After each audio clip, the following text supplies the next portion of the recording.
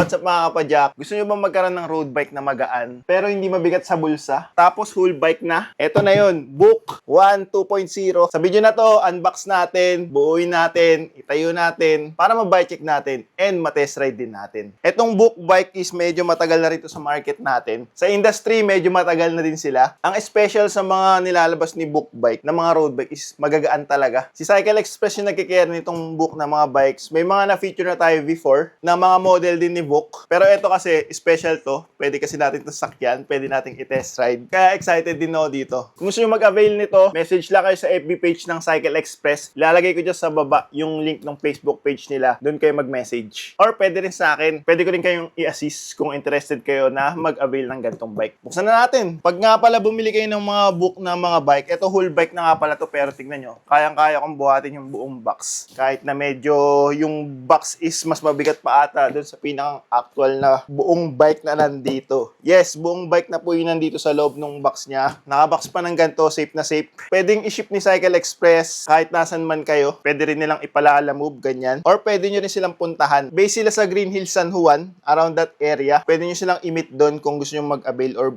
bumili ng mga bikes na kinikerry nila. Sarap talaga magbukas ng box ng bike. So pagbukas natin, may manual pa nakasama. Tapos ito na yung buong bike ko. Ang ganda ng pagkakaayos dyan. Yun yung gusto ko dito sa mga Book na mga bikes eh. Hindi sila nagtitipid sa karton, sa packaging. Kaya safe na safe yung bike sa loob. Tingnan nyo naman, napakaluwag niyan sa loob. Napakadaming mga palaman para safe. Etong box is hindi siya mapipipi. Gawa nito. Panatag ka dito pagka nakabox na ganito. And ang maganda kasi dito, kakabit mo na lang tong gulong dito sa unahan. Napakadali lang. Gulong sa likod, hindi mo na alalahanin, nakakabit na kasi. Pedals, nakakabit na din. So, napakadali niya lang buuin. Kung ikaw, hindi ka pa sanay mag-assemble ng bike, hindi ka mahihirapan dito. Papakita ko na lang sa inyo din kung paano yung gagawin natin. Dito, merong nakalagay sa pa-triangle na to. Andito yung seat post, saddle. Nakakabit na yung saddle doon sa seat post. May included din ng mga reflectors. Ito kasi, standard to. Dapat may kasama talaga sa mga bike na binibenta ng ganito. Hindi na siya nakakabit, pero included sa package. Parang requirement kasi yun sa mga binibentang bike, dapat may ganito. So, hindi siya nakakabit, optional kung gusto mo ilagay o hindi. Pero karaniwan sa atin, tinatanggal din naman yun. Ito yung mismong seat post saddle, balot na balot, di ba? Napakaganda, napakagaan. Carbon na yung seat post nito. Sobrang gaan. Yung saddle, tingnan lang natin kung magiging komportable sa atin. Pero kasi, yung saddle, personal preference eh. Kung magiging okay ba sa'yo o hindi. Depende sa sukat, may ganun kasi, and sa shape. Pero mukhang maganda rin naman yung saddle na nilagay nila dito. And napakagaan. Tanggalin na rin natin to, mga palaman, para hindi siya magagasgas. Ito yung wheelset sa harap. Aluminum wheelset lang to, pero hindi mo ramdam yung bigat niya. And ito na yung pinakang bike. Tapos halos wala na laman dito. Tanggalin ko lang tong box para mag-space tayo. At mabuo na rin natin to. Ang gustong-gusto ko talaga dito sa mga Book na mga bikes, napakadali lang nilang i-assemble. Hindi na muna natin tatanggalin tong palaman dito sa ibabaw para ma-clamp natin dito. Hindi naman siya sobrang higpit, so okay lang yan. Tanggalin natin yun nandito sa front fork. Tinanggal ko yun nandito sa front fork. And ito pa yung maganda sa Book. Papakita ko sa inyo. Ayun, may included na siya na tool. So, kung wala pa kayong tools, first bike nyo to, may Allen key na kayo na magagamit para mabuo nyo na siya right out of the box. Ganun siya kalupit. Ito, nakalagay dito sa mismong through axle. Kasi ito rin yung pampihit dyan. Para matanggal mo yung mismong axle. And makabit mo tong front wheel. Make sure lang tanggalin nyo muna yung palaman na nandito. May nakaipit kasing ganito dun sa brake pad, dun sa front caliper. Para hindi siya magsasara kung mapiga yung lever. So may nakalagay na ganito, tanggalin nyo muna to bago nyo ikabit yung front wheel set. Kasi di nyo yung malalagay eh. Kasi nakaharang to dun sa pagsusuksuan yung mismong rotor. Bubunutin nyo lang naman yun. Tapos malalagay nyo na etong front wheel. Align nyo lang dun sa brake pad. Suksok nyo lang yung through axle. Mas madali to pagka nakababa yung bike, pagka nasa lupa. Gamitin nyo lang yung tool para higpitan siya. Huwag nyo muna sobrang higpitan. Basta yung ano lang, snug fit lang siya. Yun na, malapit na siya mabuo.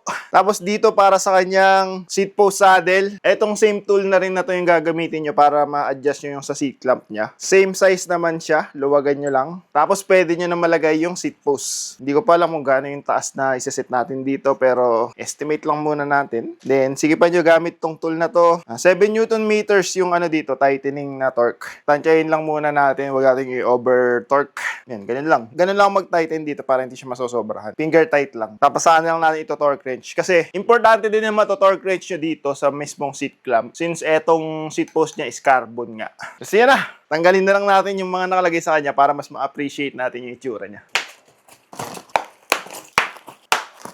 May plastic po, additional protection pa sa paint, di ba? Bukod pa dito sa mga pal na yan, meron pang plastic dyan. Ayun, ganun lang, napakadali niya lang i-setup, napakadali niya lang dibuuin. Kahit beginner cyclist ka, ito yung pinakauna mong bike, o kahit na hindi ka masyadong sanay magkakalikot sa bike, masisetup at masisetup mo to. Napakasimple niya lang. Parang dinalian na lang ni Vuk para sa mga bibili kung paano siya masisetup. Even yung pedals, nakakabit na, may flat pedal na siya nakasama eh. Sealed bearing na din, kaya magandang klaseng pedal na yung sinama nila dito. Yung angle nitong drifters, flat na din, saktong-sakto na din. Dito wala kang na rin gagalawin. Hindi mo na need na tanggalin yung bar tape para i-ayos pa yung pagkaka-angle nung mismong drifters. Dito okay na, maganda na yung pagkaka-setup nila. Sa iba kasing mga bikes, medyo nakatungo pa, nakatingala, uulitin mo pa yung pagkaka-bar tape. Sobrang hassle pa sa'yo pagka ganun. Ang hassle pa naman magtanggal ng bar tape tapos ibabalik mo. Minsan nasisira pa dun. Dito hindi mo na problema yon. Tapos sa ibang mga bikes kasi na mga built, lalo sa mga naka-drop bar, ginagawa dun para magkasya lang dun sa box is nakatanggal dito sa stem yung mismong drop bar para lang magkasya dun sa box. Tapos ikaw pa yung maghihigpit, kakabit mo pa. Dito hindi na eh. Nakakabit na siya kaagad, nakahigpit na rin yan. Sobrang walang hassle i-setup etong Vuk. Ito yung Vuk 1 2.0 na aluminum variant na available ngayon sa market natin. Merong mas mataas na price dito na ino-offer si Vuk na full carbon naman siya. Pero kung hindi nyo kaya yung price point na yon, etong aluminum, kahit aluminum siya, magaan na rin naman siya. Naka-carbon fork na to, tapos yung ibang mga components, ginawang carbon, ginawang lightweight. Ganun yung ginawa ni Vuk dito para saktong-sakto siya sa mga enthusiast na naghahanap ng road bike na hindi mabigat yung weight pag buo na. Kasi alam naman natin kapag magsisetup ka ng magaan na road bike, kailangan mo talagang gastusan yan. Kasi mas magaan, mas mahal pagdating sa mga components, lalo sa bike. Pero dito, ito yung magaan na hindi mabigat sa bulsa. Speaking of gaan, i-check natin yung weight neto since kakabuo lang natin right out of the box. Nakakabit yung pedal, tapos to seat post. Check natin yung weight.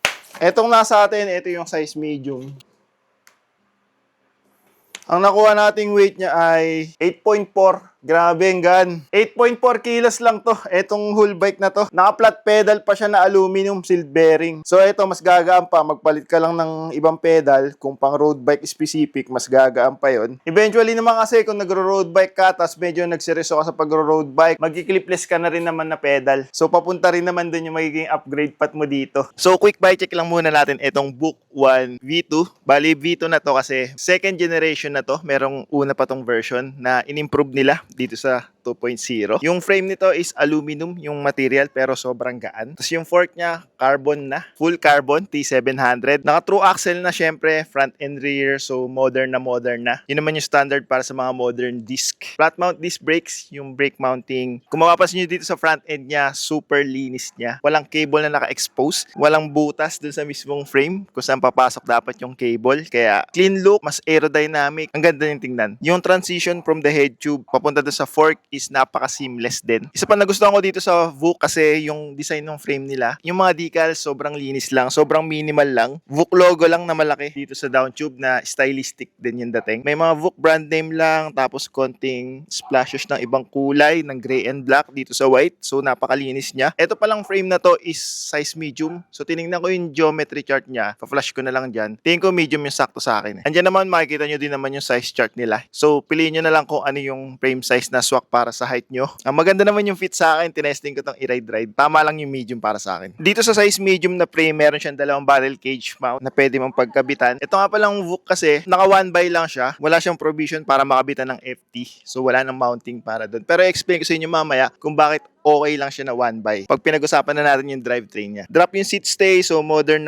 na. Yung hanger nga pala nito is UDH na yung gamit. Kaya maganda na din kasi hindi ka mahirapan na maghanap ng replacement na RD hanger. Kung sakaling mabali mo yan, maputol mo yan. Hindi kasi proprietary na from Vuk ka lang makakabili. So since UDH na, napakadali lang bumili ng mga UDH hanger. Yun yung kagandahan dito. Bottom bracket, threaded. So panalong-panalo kasi less mo na iisipin yung mga langit-ngit, yung hassle pag-maintain, pagkakabit ng BB pagtanggal. Kasi threaded na BB na yung ginagamit niya. Yung fork, internal cabling din, kaya napakalinis tingnan doon sa fork. Sa drivetrain naman, setup nito is 1/13 speed. So 1 by isa lang yung plato sa unahan, 13 speed dito sa likuran. So ang gearing na ginamit dito ni VOOC is sa harap, 50 teeth yung chainring. Yung laki ng plato dyan. Dito sa likod, 1145T yung cassette. So yung gearing na yun, parang katumbas doon is kung naka 2 by ka, 5034 sa unahan, tapos sa likod, 1132. Halos ganun yung katumbas doon. Kung tutuusin nga, yung exact parang 1133 pa. Nakaset pero wala namang ganun. Kaya sa setup ng gearing nito, hindi ka na rin mabibitin. Meron kang pang rekta, pang mabilisang takbo, meron ka pang ahon dito sa likod dahil malaki nga yung cassette na ginamit sa kanya. And syempre, alam nyo naman si VOOC, pinapagaan nila yung build nila. So, naglagay sila ng lightweight na cassette din dyan. Tapos 13 speed na yan, kaya yung talo ng bawat cogs is hindi sobrang drastic papunta doon sa malaki. Talagang yung spacing niyan sobrang even. Hindi ka mabibigla na kapag nag-shift ka, biglang gagaan ng sobra or biglang bibigat ng sobra kasi 13 speed na yung ginamit dito ni VOOC. Yung chain nga pala nito is black diamond chain. Yung RD and yung shifter niya is Sentye, yung nakatatak, which is under din yan ng Sensa. So si Sensa yung gumawa niyan. Yung RD niya, oversize, yung lower pulley niya, sobrang laki ng ginamit na pulley. And syempre, since 1 by lang to, ginawa din nila na maganda yung chain retention para dito sa setup na to. So itong RD na to, ito yung kaya na mag-accommodate ng pang 13 speed. And yung pulley cage niya na kaya mag-accommodate ng oversized na pulley wheel is carbon yung material. Kaya magaan talaga. Dito naman sa shifter, Sensa din to, Sentye EVS yung nakalagay. Itong mismong lever, carbon yung material. Tapos yung shifting mechanism niya is isang lever lang yung pipindutin mo. So isang pindot para lumipat, tapos mas malalim na pindot, yung dapat dalawang click para bumalik. Yung traditional na Sensa, ganun yung style niya. Yung hood cover, maganda kasi may texture, so hindi siya madulas sa kamay. Yung ergonomic paghawak mo, hindi naman siya sobrang liit, hindi rin sobrang laki. Very comfy siya hawakan pag nakapatong yung kamay mo doon sa ibabaw ng hoods. And syempre, ito nga pala is hydraulic disc brake na. Hydraulic lever connected doon sa disc brake caliper. Na yung brake pads is finned, so nakakatulong din yun para hindi masyado mag-init yung disc brakes mo. Yung piga, sobrang sarap pigain, sobrang lambot kasi. Sa shifting naman, out of the box, nakatono na siya. Hindi mo na siya need na i-adjust. Shifting performance, maganda din naman. Mabilis siyang lumipat and hindi mo kailangan todohan na pagpiga or pag-click dun sa shifter lever kasi malambot lang din siyang i-shift. Yung crankset na gamit nga pala dito, EVS yung brand na nakalagay sa kanya. 1 by, yung chainring, isa lang yung plato and naka-narrow wide na rin siya na mga ngipin. Kaya sa chain retention, nakakatulong yun. Hindi malalaglag basta-basta. Yung kadena mo dyan sa crankset. So, ganun naman pagka mga 1 by na setup, dapat narrow wide yung ngipin. And 29mm na nga pala din yung spindle netong crankset na to, kaya mataba na yun. Mas stiff pa siya sipaan. Tapos aerodynamic din yung design, tingnan nyo. Walang butas, yung mismong chainring, parang ano siya, pizza cutter yung style. Ganyan yung style ng mga aero chainring. Sa wheelset naman, gamit dito is sariling wheelset din ni VOOC. Aluminum siya, pero parang mix siya ng aluminum and magnesium na ang ginagawa dito is parang hindi na siya nalalayo sa weight pagdating sa carbon na wheelset. So pinagaan nila yung wheelset ito kahit aluminum lang yan. 30mm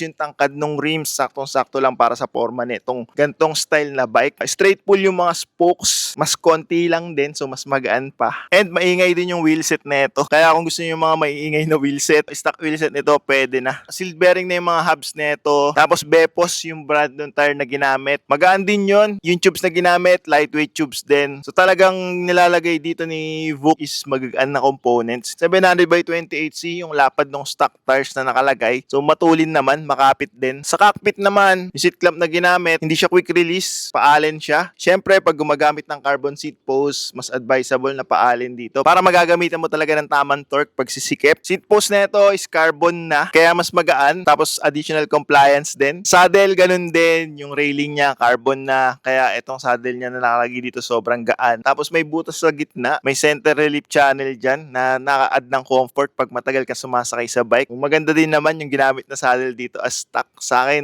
medyo parang okay na din. Hindi na need na palitan. Handlebar, aluminum ginamit pero lightweight. Tapos shallow drop lang. And ang maganda dito sa mga VOOC 1V2, yung mga sizes ng drop bar is nag-iiba-iba. Depende sa frame size na bibilin mo. So yun yung maganda kasi hindi isang size lang nung drop bar yung kinabit sa lahat ng frame sizes. Syempre kasi, di ba, magkakaibang height ng rider, magkakaibang size ng drop bar niya swak para sa kanila. Etong sa medium, size 38, yung lapad lapad ng drop bar na nandito, which is saktong-sakto lang. Okay na okay. Ang sarap palang gumamit ng 38 para sa height ko. Pag mas maliit na sizes, mas maliit na size na drop bar. Pag mas malaking sizes, mas malapad na drop bar. Kaya ang galing ng ginawa dito ni Vuk. Alam din nila kung ano ba yung tama pagdating sa bike fitting, kung ano yung mas okay na mag-fit sa mga riders. Kaya okay na din yung stock na drop bar na nilalagay nila dito. Kahit aluminum lang. We1 branded nga pala yung mga components na nilalagay ni Vuk. So, sarili nilang brand din yun ng mga other parts or other components ng bike. Same dito sa stem niya. Aluminum din yung stem na nakalagay dito. Tapos, ito yung meron pang cable management para sa internal cabling na pumapasok dun sa headset. Kaya ang linis ng pagkaka-implement ng internal cabling dito. Kahit yung mismong drop bar is hindi siya internal cable. Dito sa ilalim, may magkakalamp dun sa cable. Kaya magandang tingnan. May mga extra spacers ka pa na pwedeng i-adjust. Carbon na yan. Kung gusto mo pang babaan, pwede pa. Pero sa akin kasi,